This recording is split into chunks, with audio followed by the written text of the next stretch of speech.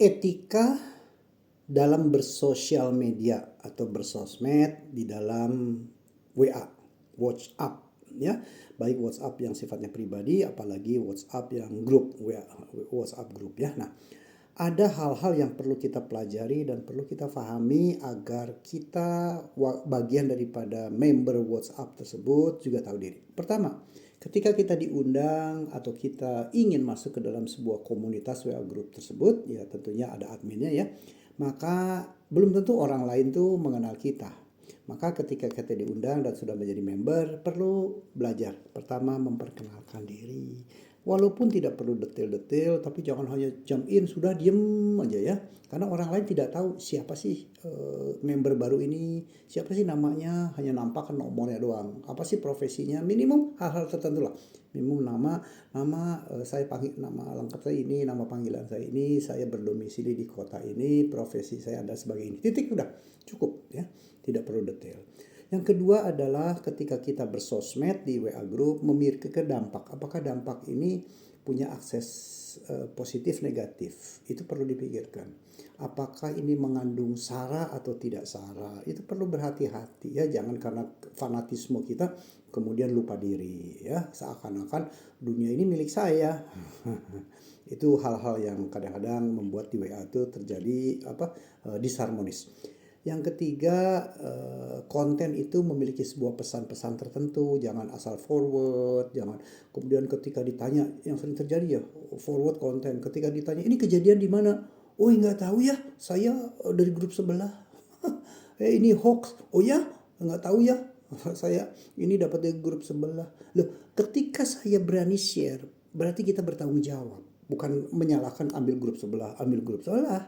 Ya, maka ketika mau share itu atau mau forward, pastikan bahwa informasi ini benar. Pastikan bahwa saya tuh tahu kejadiannya. Ya, jadi jangan kadang-kadang share berita orang hilang, nggak jelas.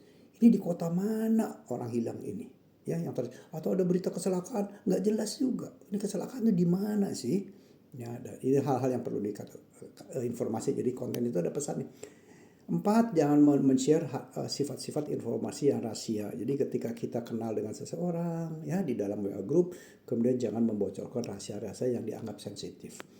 Kelima, kita perlu respect terhadap sharing orang lain atau chatting orang lain, kemudian berikan salam juga kalau orang menyapa, dan juga tahu timingnya kapan saya harus memberikan, ketika saya harus share, ketika saya harus memberikan chatting pesan-pesan, tahu timing.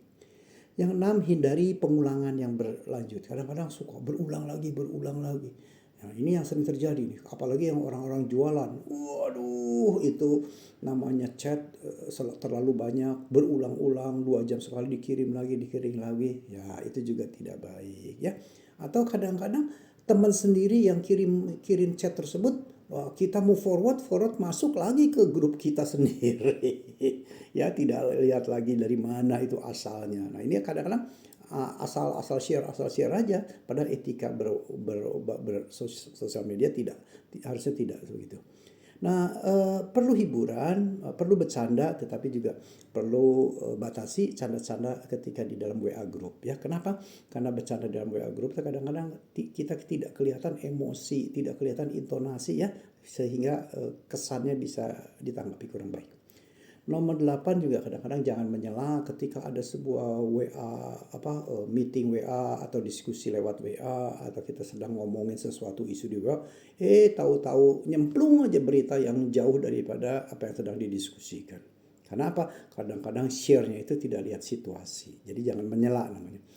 Yang 9, sebetulnya ada WA, ada chat yang dikirimkan ke kita sudah baca, kelihatan, tetapi tidak direspon, tidak dijawab ya.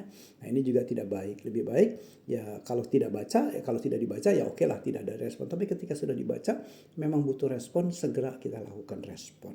Oke? Jangan 10, hindari konten jualan yang berlebihan karena ini sangat mengganggu.